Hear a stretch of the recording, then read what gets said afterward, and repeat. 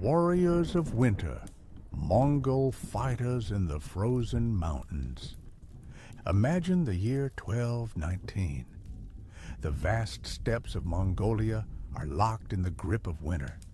Snow drifts pile high against yurts, winds howl across frozen rivers, and temperatures plunge far below freezing.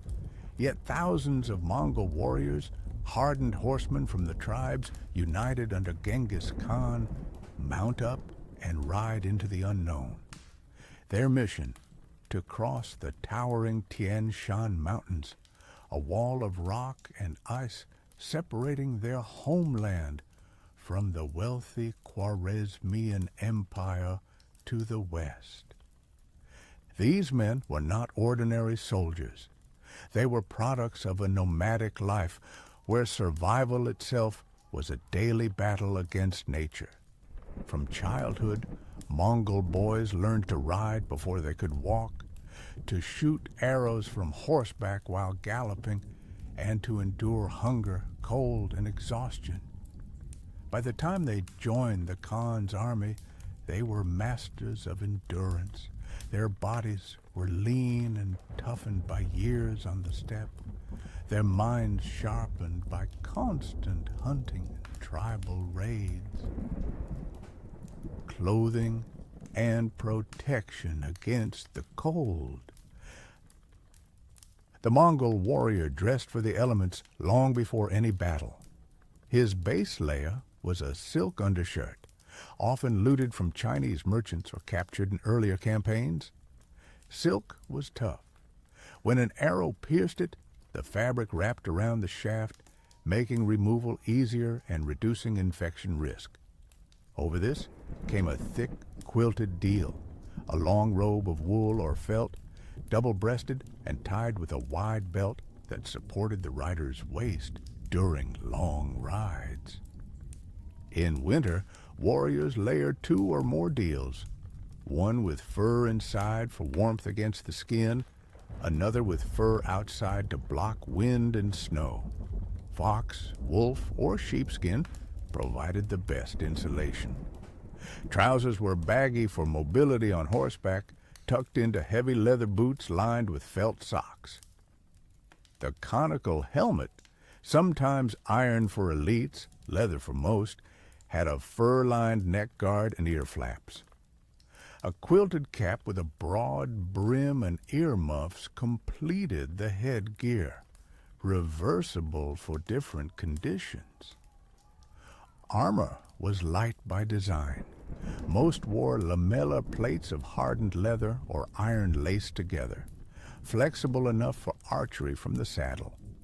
Heavy cavalry added more metal, but even they avoided the bulky plate of European knights. Weight would slow them in snow. Horses received similar protection, felt blankets and leather barding to shield against arrows and cold. Daily life on a winter campaign. A typical day began before dawn. The warrior rose from his felt tent, shared with 9 comrades in the Arban unit of 10, fed his horses first, always. Each man brought 5 to 8 ponies, rotating them to prevent exhaustion. In deep snow, horses pawed through drifts for sparse grass. If none was found, warriors cut branches or fed them dried meat scraps. Breakfast was simple. Dried mare's milk curds, kurut, mixed with water into a paste, or frozen blood drawn from a horse's neck vein in emergencies. Kumis, fermented mare's milk, provided calories and warmth when available. Meat came from hunted game or carried sheep. Boiled in a small iron pot, it was shared among the unit. Riding occupied most of the day. In mountains, the pace slowed. Scouts probed ahead, marking safe paths and avoiding avalanches.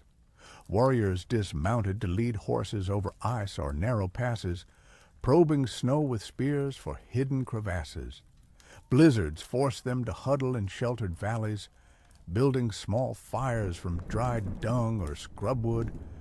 Sleep came in shifts. One man always watched for enemies or wolves. Hunting supplemented rations. Arrows felled mountain goats or deer from afar. In lean times, warriors ate horseflesh, never casually, as horses were precious. Discipline was ironclad. Theft, desertion, or failure to share food meant death for the entire unit. Tactics in snow and mountains. The Mongols turned winter's hardships into advantages. Frozen rivers became highways, wide, flat, and free of mud. Snow-muffled hooves allowing silent approaches. Mobility remained key. Light cavalry screened flanks. Heavy lancers formed shock units. In the Tian Shan crossing of 1219, scouts marked routes weeks ahead. Warriors built cairns to guide the main force through blizzards. They avoided narrow gorges where avalanches lurked, preferring open ridges despite wind. When ambushed by local tribes, they used feigned retreats, drawing foes into kill zones where arrows rained from hidden positions. Archery adapted to cold. Composite bows, horn, wood, sinew, performed reliably in sub-zero temperatures, unlike wooden bows that cracked. Warriors shot from horseback at full gallop, turning in the saddle for rear shots. In mountains, they dismounted for precision fire from high ground. Sieges in winter were rare but brutal. At cities like Otrar, Mongols built snow walls for cover, used captured locals as human shields, Khwarezm, and bombarded with catapults hauled overpasses. Endurance and the human cost. The crossing cost lives. Frostbite claimed fingers and toes. Avalanches buried entire squads. Yet the army pressed on. Training from youth built resilience. Boys hunted in winter storms, rode for days without stopping. The Khan's Yasa code enforced strict hygiene, washing hands before meals, burying waste, to prevent disease in close quarters. Psychological strength mattered too. Shamans invoked the eternal blue sky for protection. Stories of past heroes boosted morale. Loyalty to the Khan and comrades was absolute. Death in battle brought honor and spoils for families. Legacy of the Winter Warriors. These men conquered not just empires, but the elements themselves. Their winter campaigns against Khwarezm in the Caucasus, across frozen Russian rivers, proved no terrain or season could stop them. They adapted, endured, and triumphed, where others froze or starved. In the Tian Shan snows, a lone scout might stand atop a ridge, bow ready, gazing at the valleys below. He knew the army followed. The cold bit deep, but his heart burned with purpose. For the Mongol warrior, winter was not an enemy. It was a forge that strengthened the unbreakable. This way of life, harsh, disciplined, mobile, made them the most formidable fighters of their age. Their story reminds us that true strength lies not in armor or numbers, but in the will to endure the unendurable. The Warriors of Winter, Part 2, Weapons, Horses, and the Art of Mountain Conquest. The Mongol warrior's greatest ally in the frozen heights was not his comrade, but his bow. The composite recurved bow, crafted from layers of horn, sinew, and wood glued with animal resin, was a masterpiece of nomadic engineering. Short enough to wield from horseback, about 120 to 150 centimeters unstrung, yet powerful enough to launch arrows over 300 meters with deadly accuracy. In winter conditions, this design shone.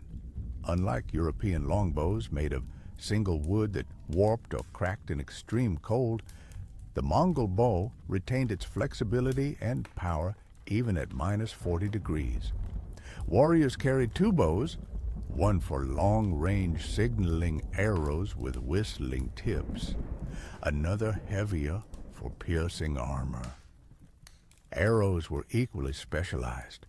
Each man hauled 60 to 100 in two quivers, light ones for distance, heavy armor piercers with iron bodkin points, and incendiary arrows wrapped in oil-soaked cloth for setting siege engines ablaze. Fletching used eagle or vulture feathers for stability in wind-swept passes. In snow, warriors wrapped bowstrings in silk to prevent freezing and tested draw weight daily. Losing tension meant death. The indispensable steeds, lifeblood of the campaign. No element defined Mongol winter warfare more than their horses. Small, hardy steppe ponies, standing 12 to 14 hands high, were bred for endurance over speed. Thick winter coats protected against blizzards. Wide hooves acted like natural snowshoes, preventing sinking in deep drifts. Each warrior managed a remount string of 4 to 8 ponies, rotating them every few hours to maintain pace. In mountains, horses became pack animals too, carrying felt tents, spare arrows, and dismantled catapults. Feeding was critical. Ponies dug through snow with hooves to reach buried grass, a skill called teaking. When forage failed, warriors slit a vein in a horse's neck for blood nourishment, without killing the animal, or fed them frozen meat. Saddles were wooden framed with high pommels for stability on steep slopes, stirrups allowing archers to stand and shoot. Loss of horses spelled disaster. More men died replacing mounts than in battle. Yet these ponies enabled feats impossible for heavier cavalry, crossing frozen lakes, scaling icy ridges, and outmaneuvering foes, bogged in snow. Specific winter campaigns beyond the Tian Shan. The 1219 to 1221 invasion of Khwarezm was merely one triumph. Later campaigns pushed limits further. In 1237 to 1242, Subutai and Batu led the European invasion, crossing frozen Volga and Don rivers in deep winter to surprise Hungarian and Polish armies. Snow concealed movements. Frozen waterways allowed rapid advances where summer mud would halt them. In the Caucasus Mountains, 12th century, Jebe and Subutai navigated narrow avalanche-prone passes against Georgian and Alan tribes, using local guides but relying on Mongol adaptability. Higher altitudes meant thinner air. Horses and men suffered nosebleeds, but disciplined pacing prevailed. Even in China, winter sieges like Xiangyang, 1268 to 1273 under Kublai, saw Mongols endure snow, while constructing massive counterweight trebuchets from timber hauled over passes. Training and the making of a winter warrior.